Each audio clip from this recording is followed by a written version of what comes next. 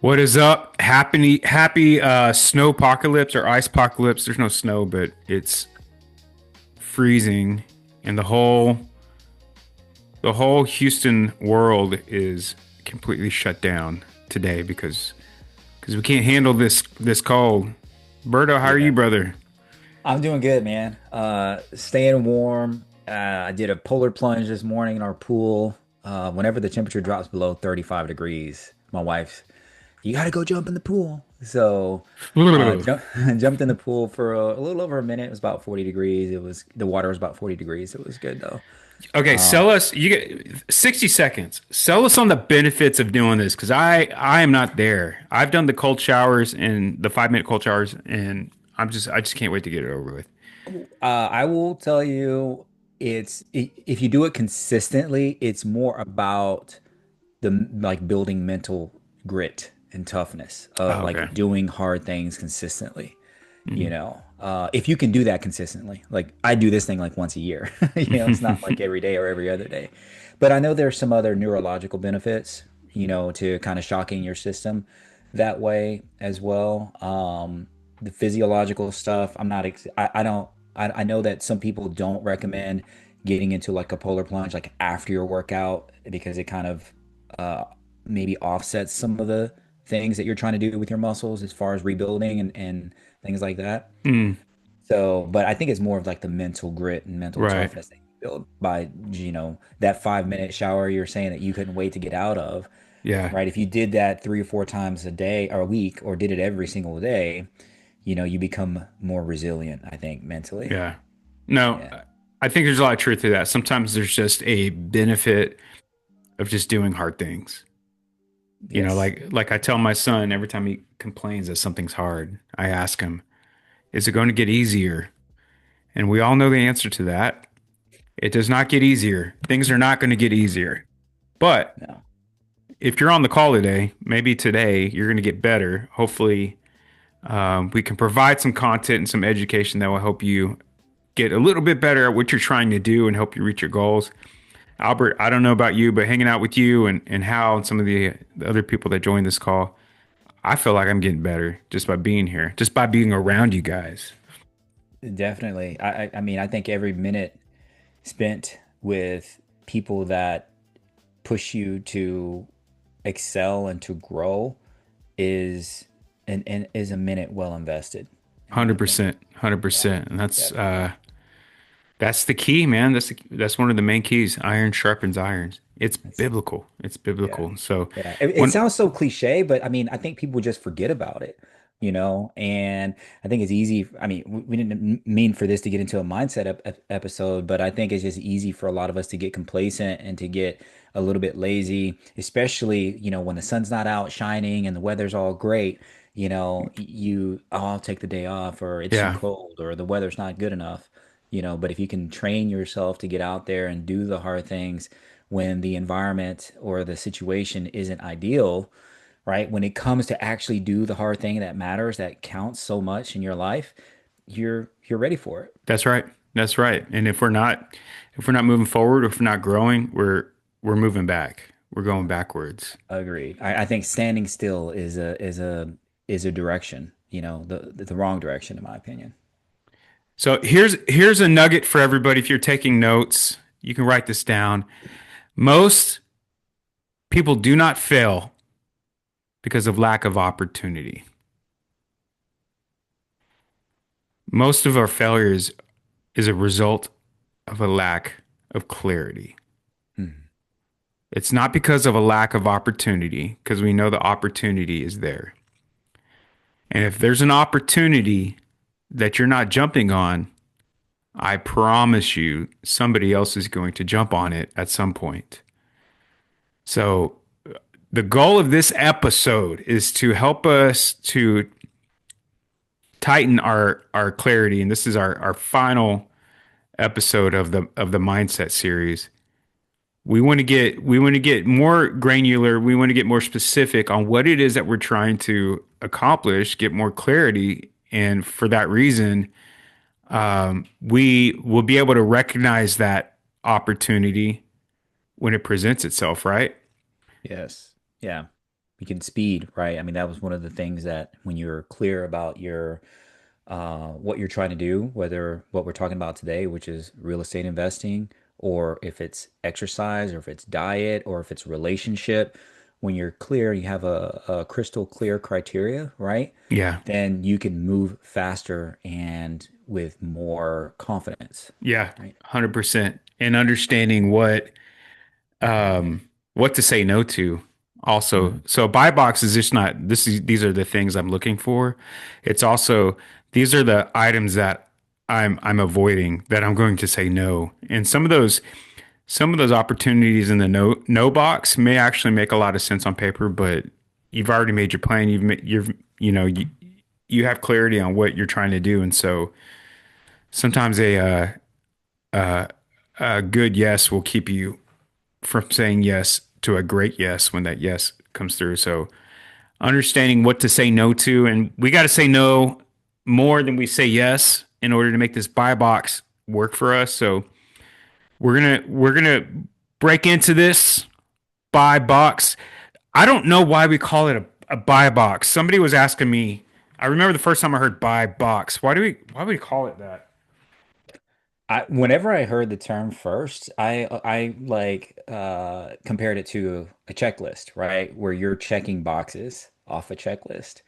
And I'm like, okay, here's the criteria. These are the boxes that I need to check. So here's like my overall buy box. That was the mental picture that I created in my mind when I first heard the word buy box. Yeah. And it's like, okay, then that's what it means, right? Like Yeah. here's the criteria that I have, and we're going to talk about some of those things, Yeah. right? And the importance of sticking to it, and try not to deviate from it.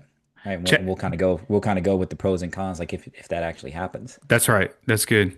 ChatGPT said use the word boundary that Mm. you're putting a box around what it is that you're looking for. Right. So everything So in this box, right, is what I'm yeah, looking for. yep. These are all the potential yeses. There you go. Everything outside of this box is just noise that's going to slow you down on your mission. Yeah. So you're highlighting, you're underlining, you're putting a box around the criteria that's going to help you or are it's the requirements that you have in order to hit those goals. So a buy box is not limiting. Mhm. There's certain things that we hear this a lot that a buy box is limiting. I'm just open to a great deal. I hear that quite a bit. I'm Or up or anything I'll, that cash flows, right? anything that cash flows or my favorite, anything that has a lot of meat on the bone. I if I had $1 for every time somebody told me that, I could buy some more real estate. However, it's kind of like your schedule. Some people look at time blocking and keeping a schedule as a confining tool, or a budget is another. They look at that as a confining, taking away their freedom.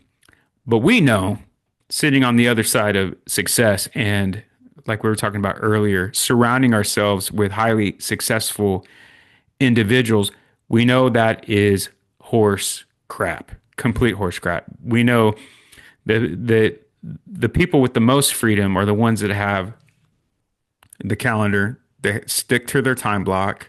They're committed to the time block. They're committed to their budget. And number three, what we're going to talk about today is they're committed to their buy box. These are investors that know what they're looking for. I think I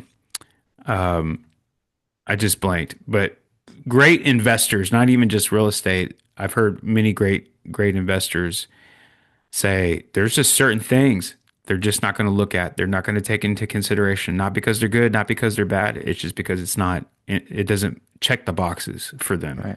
And that's fine. So identifying what those boxes are. So today's episode is not about finding deals. It's about deciding which deals are going to deserve our attention. So before you analyze deals, before you raise money, before you even start talking to agents, you really need to know what it is that you're actually buying. And if you don't know, a conversation is can be very helpful, can be valuable. But start thinking. We're gonna talk through five core buy box dimensions today. But before we get into those five core buy boxes, let's dig a little bit into what is a buy box? What is it really? What do you have, Albert? What do you have for what is a buy box? Well, I mean, we mentioned it. It's just really this pre-decision framework, right? Is if you know what you're looking for, you've checked these boxes that are basically decisions about what you're ready to buy, what you're actually looking for, then it filters out opportunities. Let's say, for instance, like, one of the things we're going to talk about in a minute is market, right? When I first started investing, I was looking at everything that was coming into my inbox. I was looking in things in Cypress and Conroe and Tomball and the Woodlands and Galveston and Texas City. You're just all over the place. Hmm. I think kind of in the beginning, it makes sense to just kind of put in some reps, right? To get Yeah. used to or understanding how to underwrite some properties. But ultimately, you need to be able to focus a lot of those opportunities out of your purview because you're just going to be wasting your time. Right.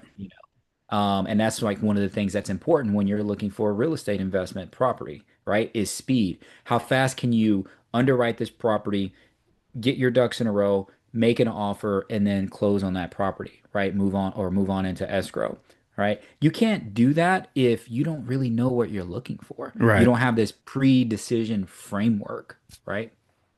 If you are able to geography, if you're able to zone into that, you can start to become more familiar with the nuance of that geolocation or Hmm. an asset type. So not just, everybody wants something that cash flows. Let me backtrack. Let me clarify that.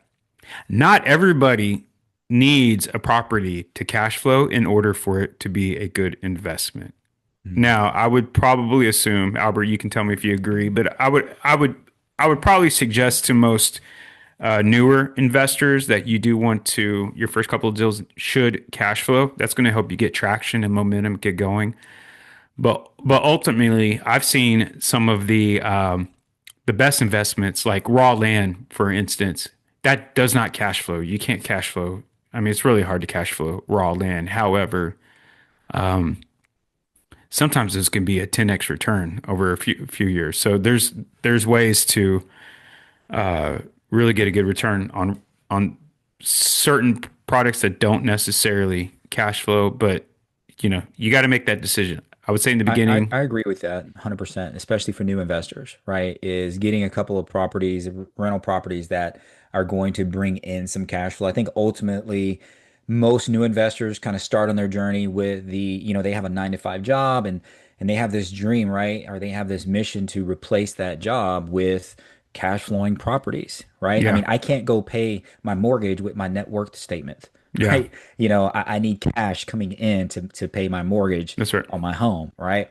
So definitely getting a couple of those deals under your belt or more, however many. But then I think as you get more experience and you're looking in different areas, you kind of expand your scope, you kind of expand your buy box, so to speak. Hmm. Then maybe you don't necessarily need to cash flow in years one and two, but you have this projection. It's like, okay, cool. I'm fine if it doesn't cash flow for years one and two. I'm actually fine if it doesn't cash flow for the first 5 years, but there's a projection this thing could cash flow well starting year three and then Yeah. just gets better from there, right? Yeah, and that's one of the reasons why it pays to narrow our buy box. So I'm gonna give you three real quick before we get into the five buy box dimensions.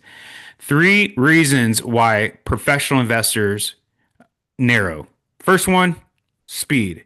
Speed, efficiency. You by getting narrow, going narrow, you become an expert in that asset type or in that strategy or in that buy box. You become familiar with the nuance and you can look at it and we have some buyers, they'll say, "Okay, I'm not going to look at anything, that's pier and beam or anything built before 1978." And they just don't even look at it. Like it's just not even an option for them. Mhm. Number two, having that knowledge is going to give you a great amount of confidence. You're going to be way more comfortable and you're going to have more confidence that your numbers are going to work because you know kind of what to expect. You're becoming an expert, right? You're becoming an expert. That's right. You're becoming an expert and you can't there's just so much out there. I can tell you firsthand as a commercial and a residential real estate agent. There's so many different deals out there that's even on LoopNet or Crexi or CoStar, that there's just not enough time in the world to study everything that's available, Hmm. right? Even what's on the MLS, there's just not enough time. Third one is consistency. This plan won't work if you're not consistent with it. Everything that we've been teaching for the last 39 episodes will not work unless you're consistent with these actions. And, a couple of months ago, Albert gave the big challenge every day analyzing a deal. This has to be an everyday thing. If your plan this year is to in 2026 is to acquire a certain amount of doors, you got to be very consistent with how you're approaching and looking at the doors and putting in offers. And so Hmm. we have some really good episodes about that you can go back and to listen to. So, all right, y'all ready to get into the dimensions? Let's do it. Okay. So we want to give you a practical framework. You can write this down. You can go back and um, take notes if you're not in a place where you can take notes, or if you have a really good memory, you can memorize this with us today. But we're gonna walk through, and Albert, you can walk us through the five dimensions. So let's start with the first one. What do you got for the first one, Albert? Yeah, the first one is what I mentioned a second ago is market, right? Is really, really understanding your market, whether that is Harris County, which is a very large market, right? Galveston County, Brazoria County. But I like to even get a little bit more narrow with my market and get down to like these submarkets, whether it's certain zip codes, right? Or neighborhoods or subdivisions. There are some people that or will only invest in certain cities and municipalities within a certain Hmm. county, and this is how like this what we were saying is understanding this market. It gets to a point where those three things that we talked about, like speed, confidence, and consistency, is once you begin to understand this market, you can begin to just look at deals on paper and Yeah. understand, no, that's way too expensive, right? Not really worth my time, considering I've got these other leads now that are a little bit more within my range because I understand this market, right? I know Right. what things in this market are selling price per square foot, right? I know that particular property is going to be able to resell for this particular value because I've learned this market, Right. right?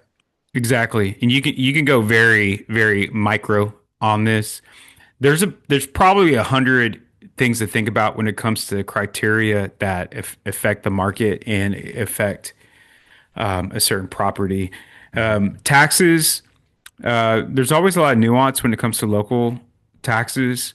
Also, there's certain sub-markets in the Houston area that are not going to change very much over the next 5 to 10 years.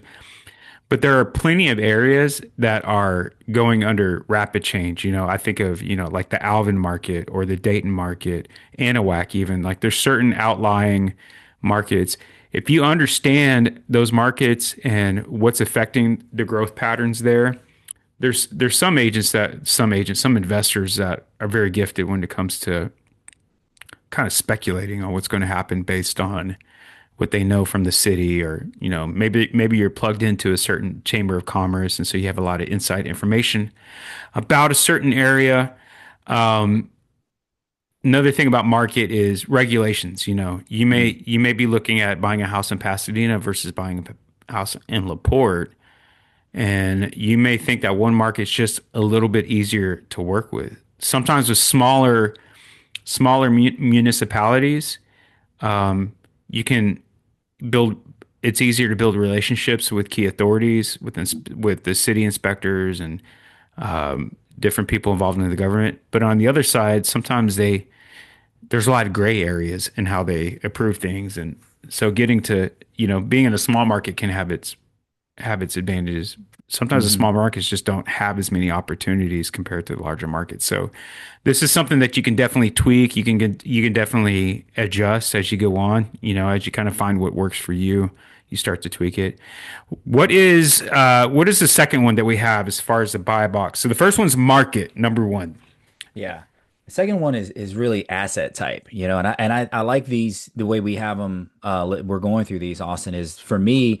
I think is kind of order of importance too, Hmm. like how we're going through these, right? It's asset type is really understanding, are you looking for a single family home? Do you want a duplex or small multifamily? Or do you want an apartment complex, some large multifamily? Or maybe it's commercial, right? Or maybe even industrial Yeah, is what you're, what floats your boat there. But understanding what asset type, again, you're trying to narrow your focus and really, really understand your market and now also understand your asset type. Because right. otherwise, you're going to be willing to pull the trigger on almost anything if you don't have these dimensions well defined, right? Yeah, absolutely. And you'll find that, high level investors will typically be extremely specific. Like for instance, with single family homes, you can subdivide that between long term rentals, short term rentals,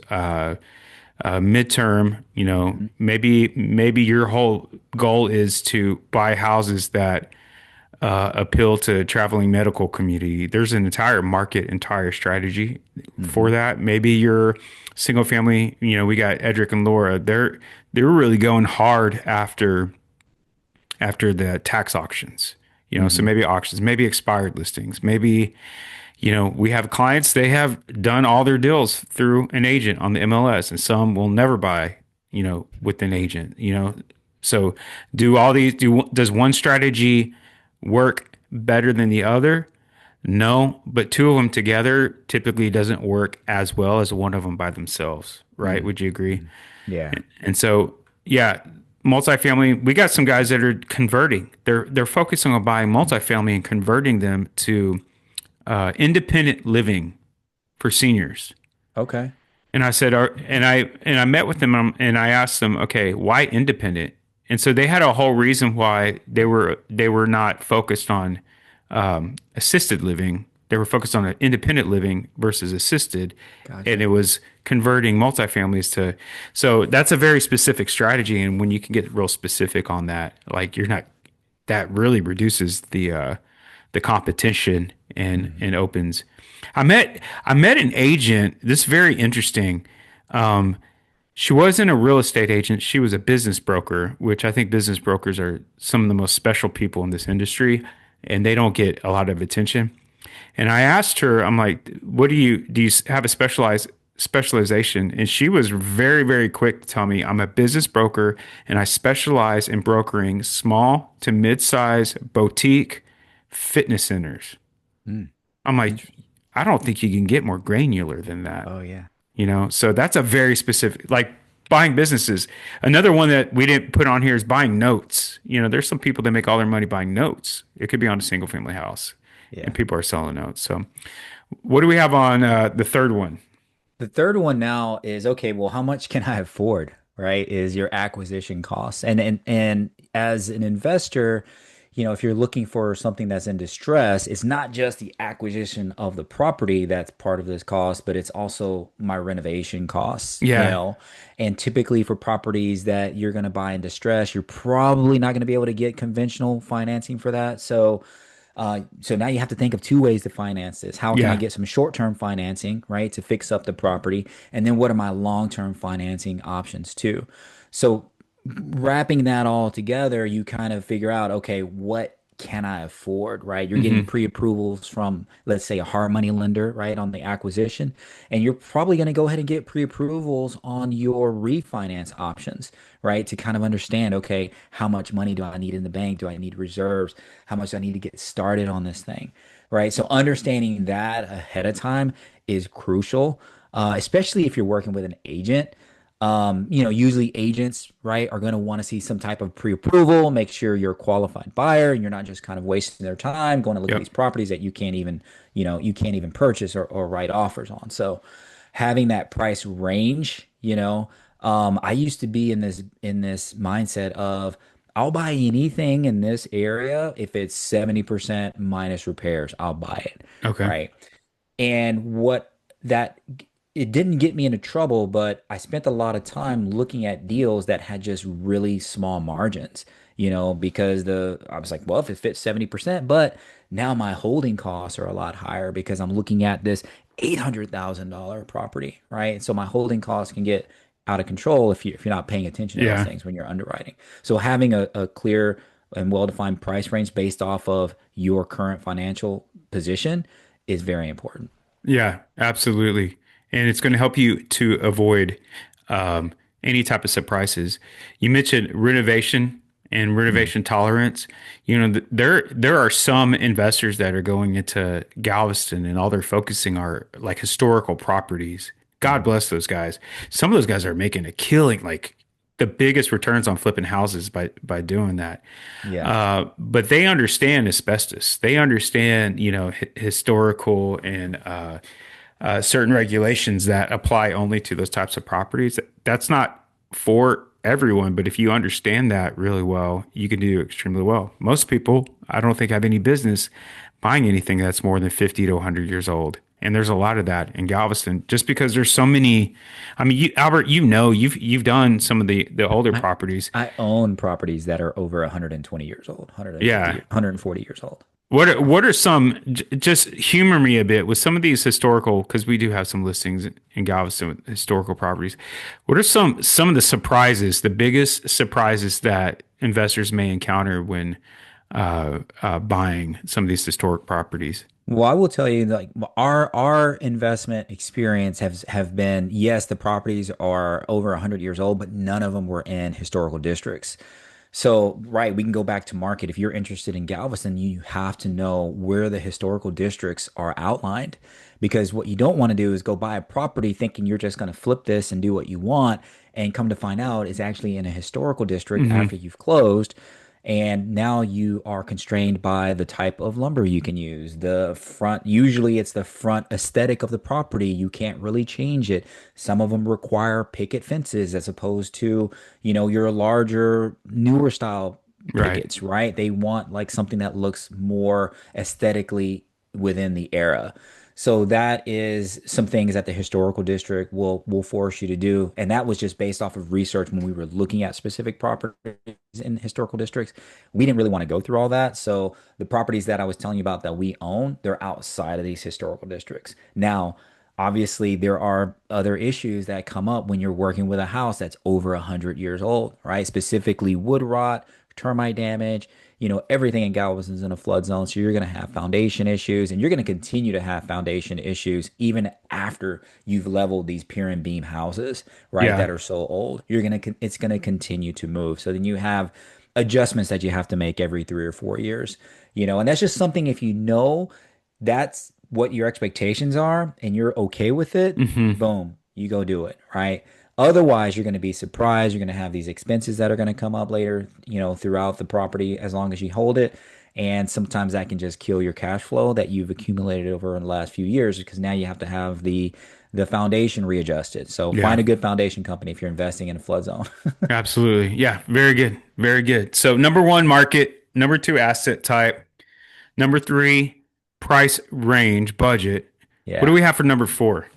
Strategy. Yeah. So Strategy. strategy is, we're going to talk about this later, is trying not to change your buy box mid deal, right? Strategy is one of those dimensions that you may be forced to change, Yeah. your strategy mid deal.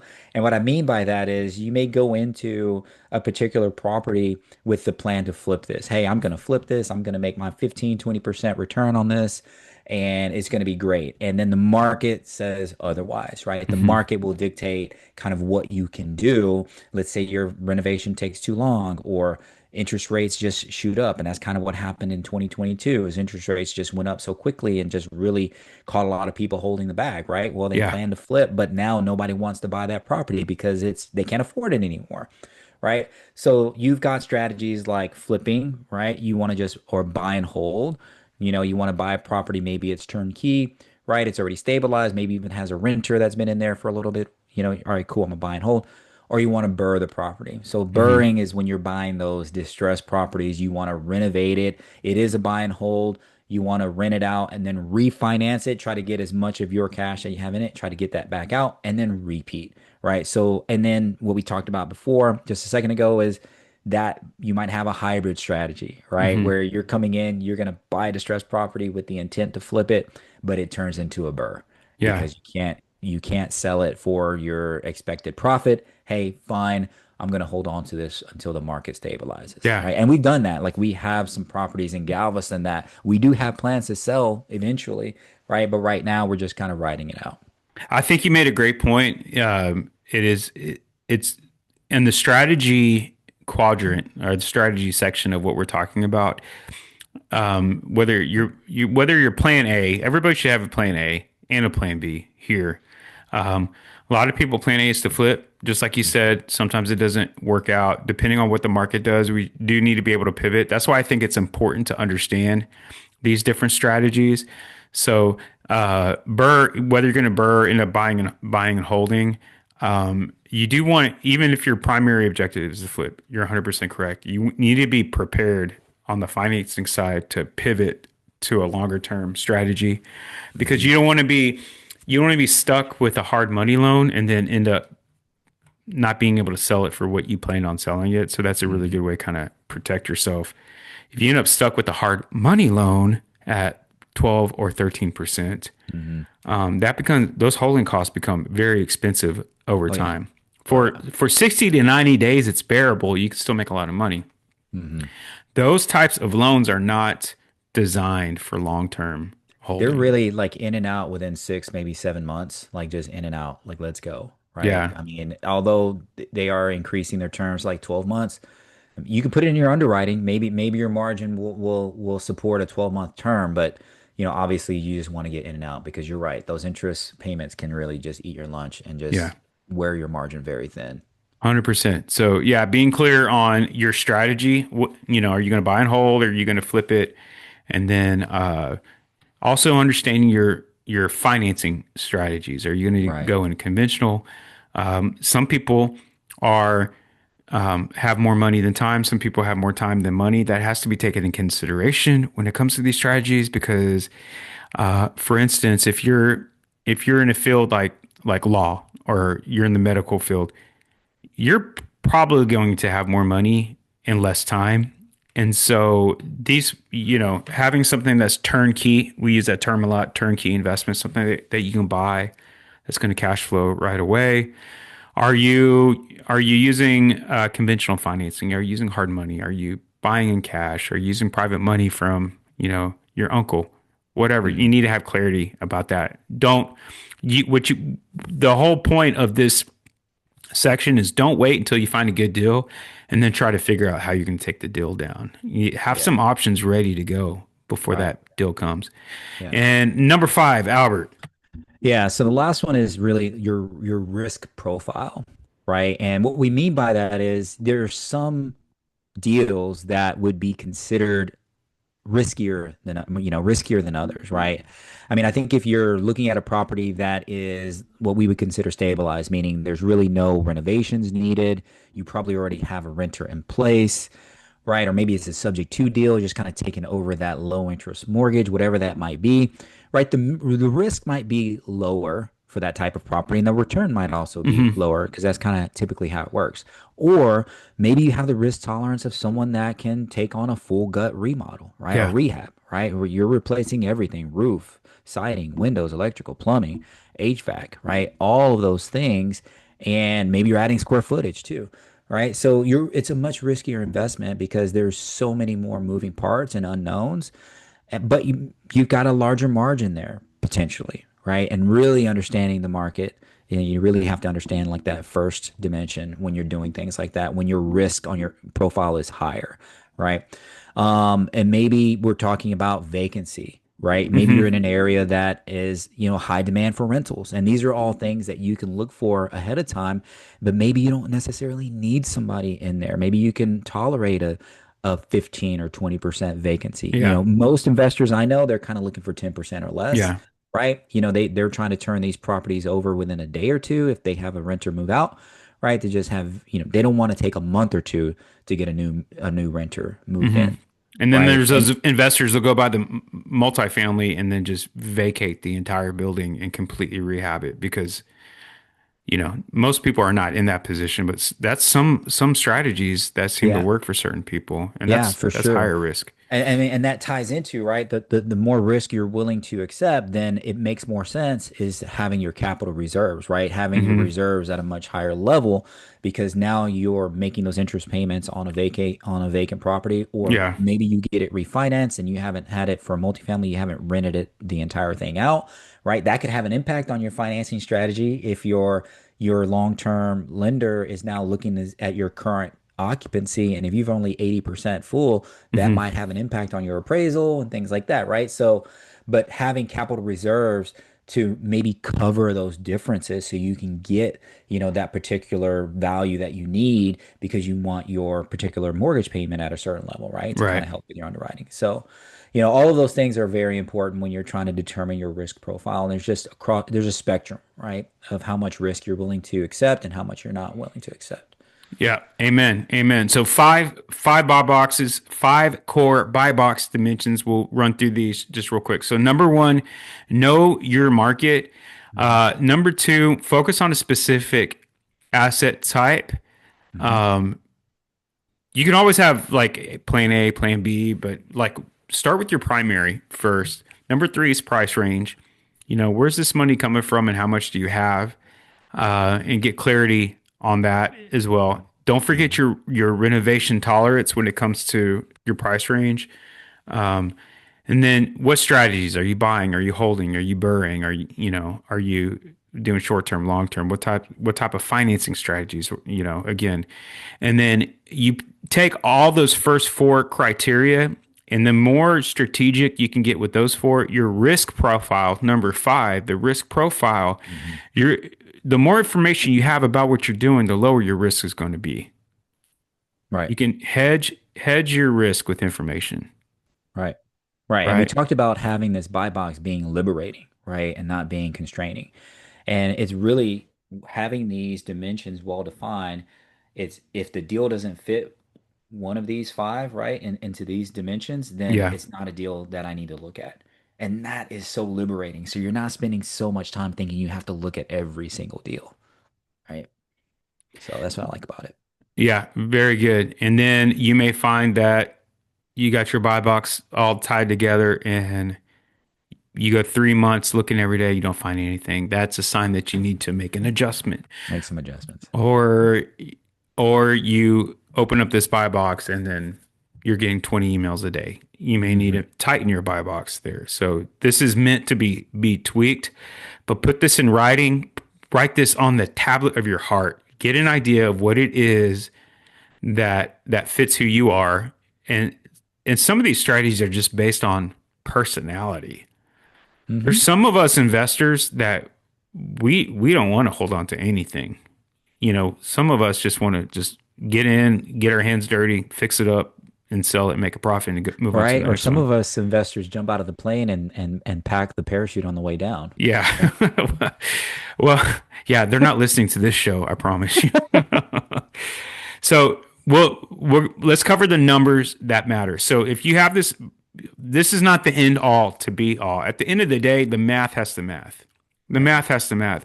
So, there's a few core metrics, and we have previous episodes. If you comment on our YouTube or on our Facebook, and you're like, "Hey, when did you talk about this?" We will go back and share the episode. But there's certain core metrics that need to be defined in advance. I'll take the first one. This is a cash on cash return. This is cash on cash return. If you put a down payment of 25% on, a $100,000 project, for instance, that's a $25,000 down payment. Hmm. If you end up holding that for 12 months or for however long, how much money are you putting in your pocket after you pay that mortgage? When you take your expenses, your income from if it's a rental property, you subtract those expenses, you pay down your mortgage, you pay your mortgage, what's left over? That's your cash on cash return. Uh, what else? Right. You've got your internal rate of return. Internal Right. rate of return. And that's going to take into factor. This is really, really important. We talked about this in a previous episode. This is going to take in appreciation Mhm. into it. So that's why, like land guys, some of these land guys, they can do extremely well over time on a property that never cash flows because of that appreciation. Right. Depreciation, all right. Does it also take into account like debt pay down as well? Is that factored in here too? Yeah. So the debt is a factor in there. So the IRR is going to it's going to be your all your income minus your debt pay down, and then what's left over, and then it's going to factor in your appreciation The like appreciation. over 5 years as well. When you add that in, you're going to find that some good deals are actually way better Hmm. than they look just by basing it on the monthly cash flow. Hmm. And again, I think land's a good example of this because land doesn't typically cash flow, but a lot of people are making money. This is not for everybody, but for certain people, they're going to make a lot of money with this. And then the third one we have core metric. Right. So minimum monthly cash flow, right? Yeah. So maybe it's a small multifamily or maybe it's a single family home and you're like, you know what? I need to make, I need a net $200 per door, Yeah. right? Or if it's a multifamily, maybe it's 150 or $100 a door. That's your minimum monthly cash flow metric. And again, it gives you a constraint that liberates you from having to look at every single deal that comes into your inbox, right? That's right. That's right. And then we got equity deals, equity capture versus upside partnerships. Um, yeah, equity capture, property value, your all-in costs. So Hmm. just being able to calculate those matters. Uh, there's a lot more to qualifying these deals more than just looking at the monthly cash flow. Um, and Right. then personal versus portfolio goals. And then we'll go into more of this on a later episode. But, some people are looking at their income today more Hmm. than what the wealth that they're going to build tomorrow. Right. I think, It's really like everyone's personal, right? We're all different, right? We all have different investing goals, and some people need that income today, yeah, right? They need to supplement their income, or maybe they don't have a 9 to 5, right? So there's like, cool, these are the plays that I'm looking for right now. And some of us are in different stages of our investment journey, at different parts of it. And cool, I'm good with cash flow, great, not a problem, but I want to be able to cash in this property in the next 10 or 15 yeah, years. So I want to build that wealth for tomorrow. yeah. Tracking that, the net worth Yeah. is such a critical thing. I Yeah. think with all these, no matter who you are or where you are um, in your journey in real estate investing, you should always be able to answer the question, no matter if you're refinancing or if you're uh, adding some value into a property, whatever it is, whatever you're buying or selling, you should be able to answer this one question: is how is this specifically impacting my personal net worth? Hmm. And hopefully the decisions that you make, the answer will be it is increasing it. And it's Hmm. increasing it by X amount or X percent, right? So anything else with those? Austin, Austin, what I want to ask you though is before, I mean, we're kind of running up on time here is I want to make sure we cover like some of these common buy box mistakes and how to fix them because I think that's like really important for us to talk about before we sign off. We talked about a lot of it here already, but just really mentioning it one more time and understanding how can new investors overcome some of these mistakes or recognize when there might be something wrong with their buy box. Yeah, I like this. So the mistakes and how to fix them.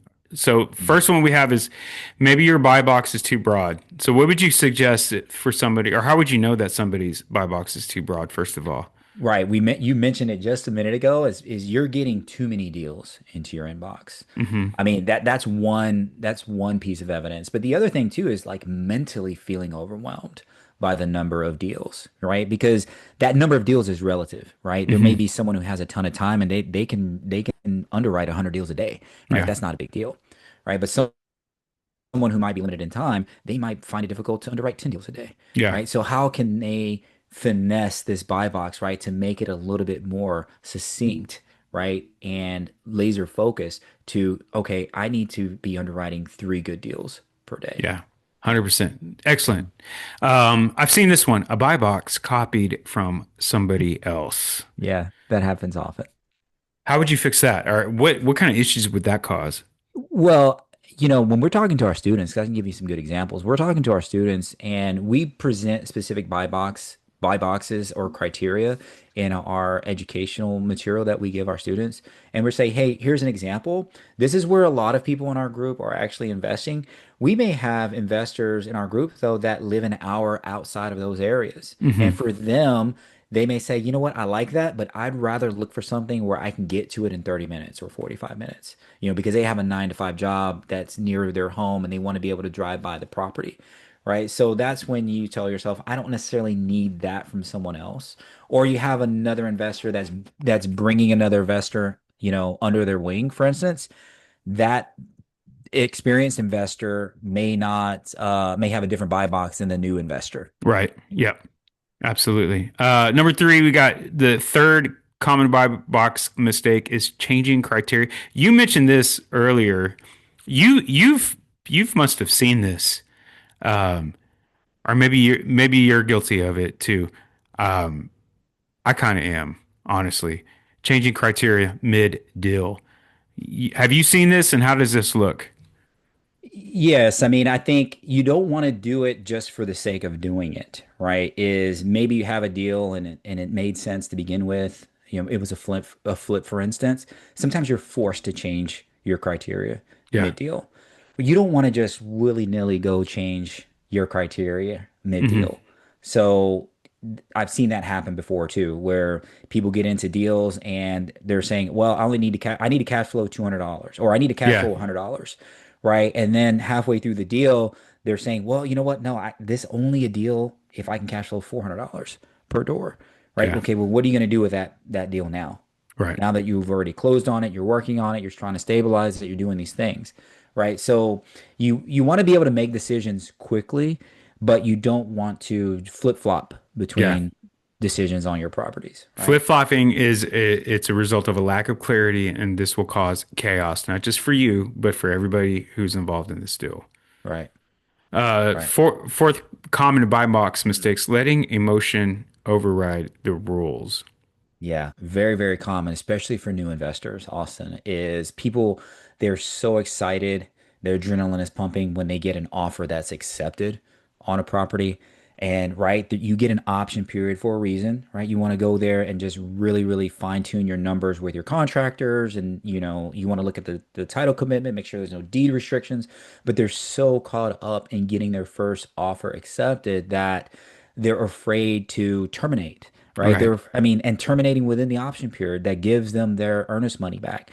They're very fearful of doing that because they're emotionally attached to their first deal. We've had investors lose earnest money because they stayed just a little bit too long and then made the decision afterwards. But we've also had investors back out of deals and then kind of shut down, right? They back out of a deal and they feel down about it, and then they shut down for a month. They're not even Yeah. looking at any other deals because they felt so bad that their first offer that got accepted wasn't really the deal that they, wanted it to be, Right. Yeah. right? So, Good stuff. And then final, chasing trends instead of strategy. That's a good yeah, one. that's a really good one. Yeah, and I know a lot of people on your side might have gotten in trouble with commercial properties right Yep. at the beginning of right before COVID, and then COVID hit, and then commercial properties just took a big hit, right? Because nobody wanted office go into the office and things like that.